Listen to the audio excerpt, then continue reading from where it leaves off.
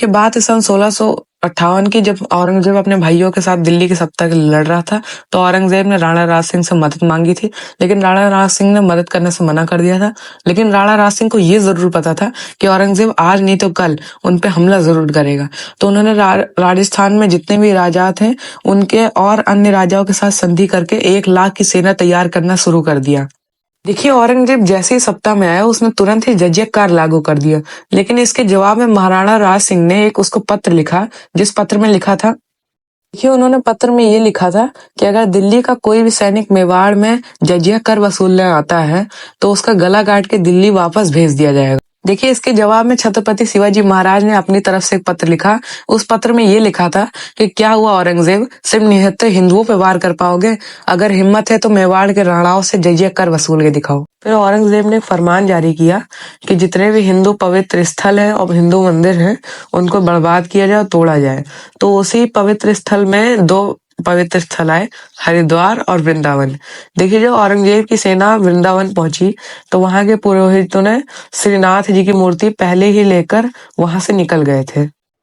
फिर वो पुरोहित मारवाड़ के राजा से मदद मांगने गए, तो मारवाड़ के राजा ने उनकी मदद करने से इसलिए मना कर दिया क्योंकि औरंगजेब ने ये भी फरमान जारी कर दिया था कि वृंदावन से भागे हुए जो भी पंडित है वो जहां भी दिखे उनको मार दिया जाए, और जिस राज ने भी उनको शरण दी है उस राज पे हमला करके उस राज को बर्बाद। तो ये बात जब महाराणा राज सिंह जी को पता चली तो उन्होंने उन पंडितों को मेवाड़ बुलाया।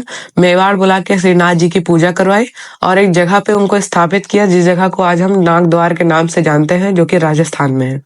फिर जब महाराणा राज सिंह जी को पता चला उन पुरोहितों के द्वारा कि औरंगजेब ने हरिद्वार पे हमला करके हरिद्वार को भी तोड़ दिया है, तो फिर तुरंत उन्होंने अपने बेटे राणा भीम सिंह जी को गुजरात भेजा और वहां की मुगल चौकियां नष्ट करवाने का आदेश दे दिया। देखिए औरंगजेब के हाथ से गुजरात तो निकल चुका था, लेकिन फिर उसने अपनी ताकत दिखाने के लिए किशनगढ़ पे हमला किया और उसका मेन मोटिव यही था कि वहां की राजकुमारी चारुमती जी को अपने साथ ले जाना।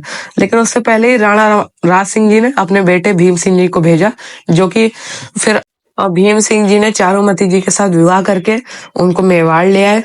देखिए फिर औरंगजेब किशनगढ़ पे तो नहीं राज कर पाया, लेकिन उसके बाद किशनगढ़ के बाद उसने जोधपुर पे हमला कर दिया। ऐसा क्यों? क्योंकि जोधपुर के राजा जसवंत सिंह राठौर जी जो थे वो उनका निधन हो चुका था और उनके सेनापति दुर्गादास राठौर वहां पर थे। क्योंकि उनका निधन हुआ ज्यादा समय नहीं हुआ था, तो औरंगजेब ने सोचा कि यही मौका है अब जोधपुर पे राज करने का। फिर औरंगजेब ने जोधपुर पे हमला कर दिया, लेकिन वहां के सेनापति दुर्गादास राठौर जी उन्होंने युद्ध ना करने की जगह अपना बचाव जरूरी समझा।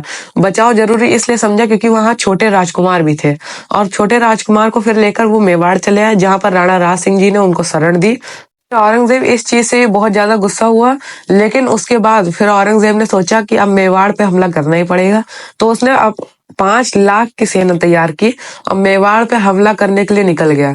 तो देखिए औरंगजेब अपनी 5 लाख की सेना लेकर जब मेवाड़ पहुंचा तो उसने चित्तौड़गढ़ में देखा कि वहां पर तो कोई है ही नहीं, वहां मतलब कोई सेना ही नहीं थी। तो उसने अपनी सेना को टुकड़ियों में बांट दिया कि टुकड़े टुकड़े में जाके महाराणा राज सिंह को जी को जाकर ढूंढे। तो महाराणा राज सिंह क्या किए कि जो चित्तौड़गढ़ के आसपास की पहाड़ियां थी वहां पर अपनी सेना को मतलब सेना को 5 टुकड़ियों यानी कि 20-20 हजार की टुकड़ियों में बांट दिया। तो और मतलब एक तरीके से पूरा घेरा बनाया। तो फिर औरंगजेब को पहाड़ों में कुछ हलचल महसूस हुई, लेकिन जब तक वो उस चीज को जान पाता कि पहाड़ों पे सेना है तब तक काफी देर हो चुकी थी और महाराणा राज सिंह जी ने औरंगजेब को घेर के उसकी सेना पे हमला कर दिया। लेकिन औरंगजेब की किस्मत अच्छी थी कि उसके सेनापति ने उसको घोड़े पे बैठा के उसको दिल्ली रवाना कर दिया। आशा करता हूँ आपको ये वीडियो अच्छी लगी होगी। मिलते हैं अगली वीडियो में।